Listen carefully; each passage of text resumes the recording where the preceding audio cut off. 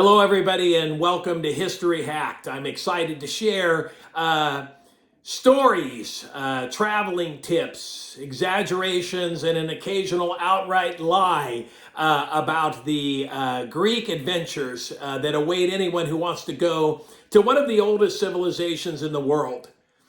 If you look on a map, you will notice that Greece just sits right in the middle of the Mediterranean Sea. It's just right in the middle. Africa's not too far across the sea there. The ancient Near East is over in one direction. The Rome and Italian peninsula is in the other direction. And this is why Greece always played an important role in history.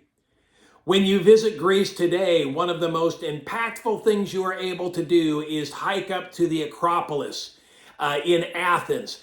So in every ancient culture, they would have a city up on a hill that would be defensible. Obviously, Jerusalem was a city like that. Istanbul was a city like that. And for the Greeks, their ancient walled fortress was originally up there on the Acropolis. Around 500 BC, they began to increase the monumental statuary up there. They built temples up there. It was transitioned from being a defensive fortress to a religious site. And as you climb up there today, you're able to walk around and see the original ruins. The most notable one is the Parthenon. A cool thing about their history was the Parthenon was the temple where the goddess Athena would have a statue, and she was also kind of their treasury. When they started to run out of money, they could melt part of her down and convert that into currency. Unfortunately, there was a Persian invasion, and that whole top of the Acropolis was burned down. And 26.2 miles from the top of that mountain is where the enemy landed, and somebody had to run from that coastline up to the top of Athens, the Acropolis.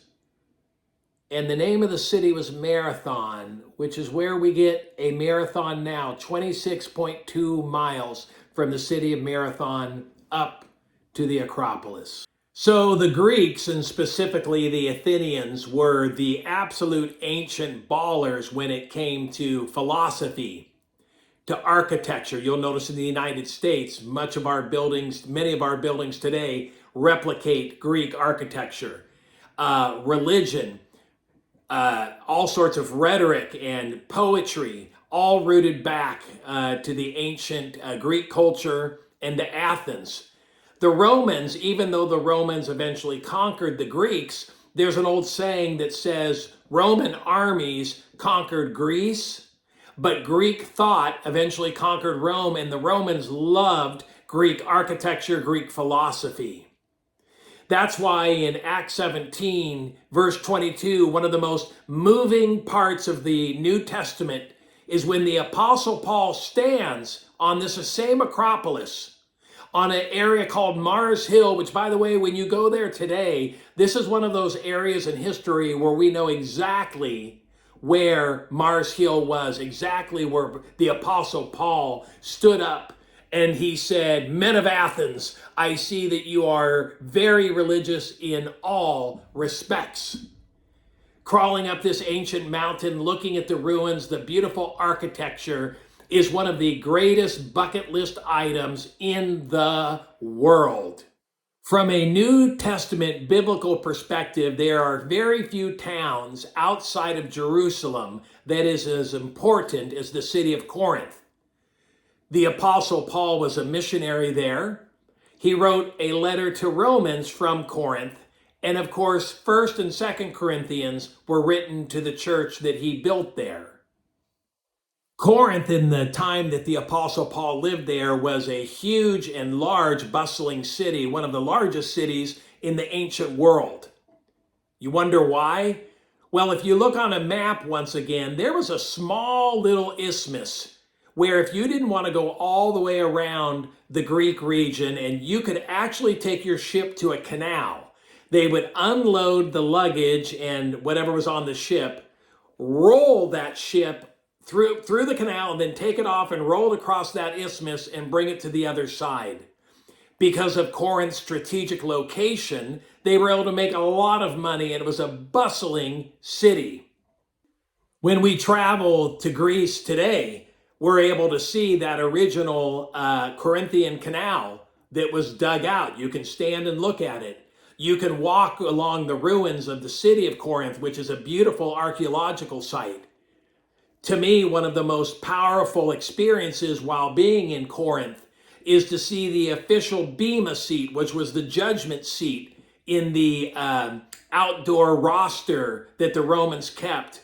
It was this bema seat, this exact bema seat that the Apostle Paul himself stood in front of, and that he also referenced in the letter to the Romans when he said, we all will stand before the bema seat of Christ.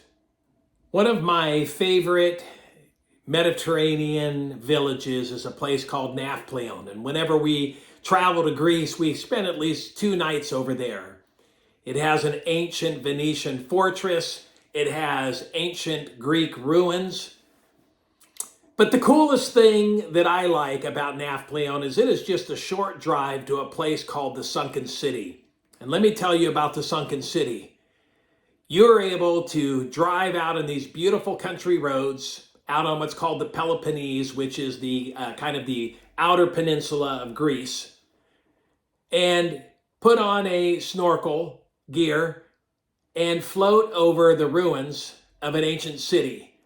Of all the things I've done in my life, and I've done a lot of crazy things in my life, can I have an amen, please? Floating over ancient Greek ruins with snorkel on and a mask on is simply the experience of a lifetime. The other reason I like the city of Nafplion is just up the road is the ancient city of Mycenae. Mycenae still has intact the Lion's Gate. Check this out. This Lion's Gate is where the Spartans came over and met with the Mycenaeans to go over and fight the Trojan War as part of ancient history. And when we go, we are able to actually stand and walk under that monumental doorpost that was part of Homer's The Iliad. That is something that is shocking. It's so old and historic, and you're able to just walk right under it and see it and experience it for yourself. Okay, let's take a little bit of a break here. This is a good time to pause and for me to remind you that July 10th through 19th this year, 2024, I am leading a tour to Greece, and I want to invite you to be part of this adventure. If you want more information, you can message me, you can text me, whatever form of communication works for you. You can even say I'm interested in the box below here. One of the joys of my life is leading these tours, and we're going to spend 4 nights in the mainland of Greece. We're then going to spend 4 nights up in cruising over the Greek islands. It is going to be an amazing time, and I hope you'll think about joining me. Message me, and I would love to get more information out to you. All right, now let's talk about the Greek islands. There is anywhere from 1,200 to 6,000 islands in the Aegean that are part of Greece, depending on how you monitor what an island is. Somewhere between 166 to 200 of those are inhabited. And for 4 nights, we have an opportunity to visit some of the most important historical sites, important biblical sites that you could imagine. After a quick stop in Mykonos, we wake up and we visit ancient Ephesus. Here is another one of those fascinating places that the most fascinating place I've ever visited in my life. About 30 years ago, they began to excavate in ancient Ephesus the terrace houses. We're able to walk through them and see the original mosaics, see the original tile, see the wall frescoes. And these homes are intact. You know how intact they are? You can actually see the original pipes leading in and out of the toilets in the bathrooms. It's a fascinating experience, and Ephesus is the world's largest outdoor archaeological park. Better yet, The cruise ship brings us right up to port. We hop in a bus and we are there quickly and easily. Perhaps my favorite day of travel ever is after leaving Ephesus, we get back on the ship and have lunch. And then in the afternoon, we visit the island of Patmos.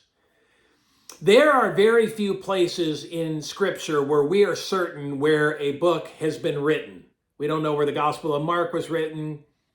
We don't know where the book of Isaiah was written. We know where the book of Revelation was written by the Apostle John.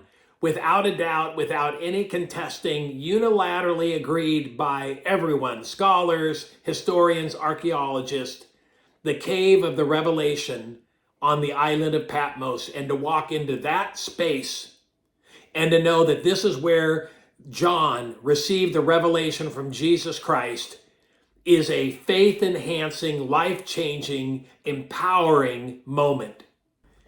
Continuing to float around the Greek islands, Rhodes Island is one of the most famous for its multi-layers of history.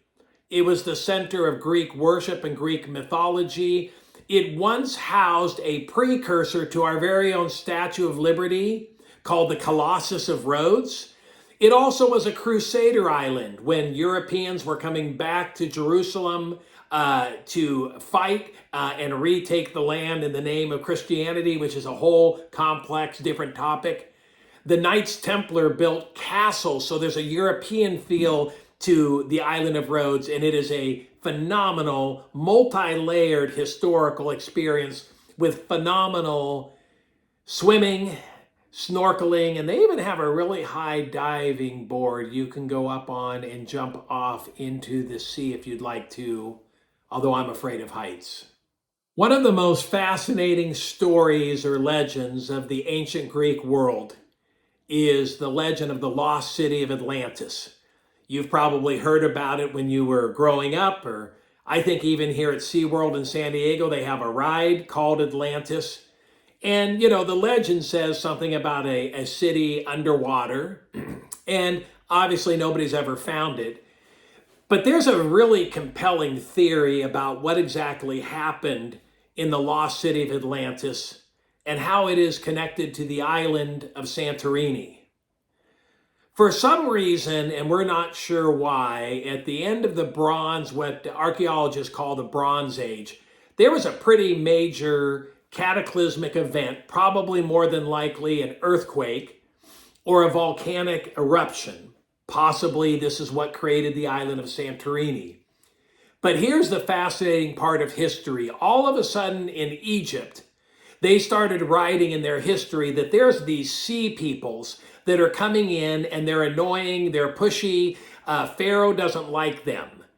And over in the land of Israel, as King David and King Saul and King Solomon are ruling during the monarchy times, around 1000 BC, plus or minus, we are introduced to the sea people, or as the Bible refers to them, the Philistines.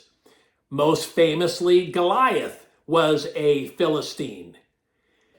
There's a theory, not proven, but boy, it makes for a great story, where quite possibly when the island of Santorini was created through a volcanic eruption, because when you come into Santorini, you are like coming into the cauldron of a vacant volcano, that very likely Santorini's explosion had ripple effects, wiped out islands, forced everybody to move off to either Egypt or Israel or other places. And that Socrates actually talked about the lost city of Atlantis being located where Santorini is. When you go to Santorini, obviously the first thing you think about is the historic bucket list beauty of it. It's an iconic location, but it's even kind of fascinating when you travel the world to have those layers of history and know also the Philistines and the Old Testament were really impacted by this volcano and how it caused people to flee the Greek islands and to head over into the ancient Near Eastern regions of Egypt and of Israel.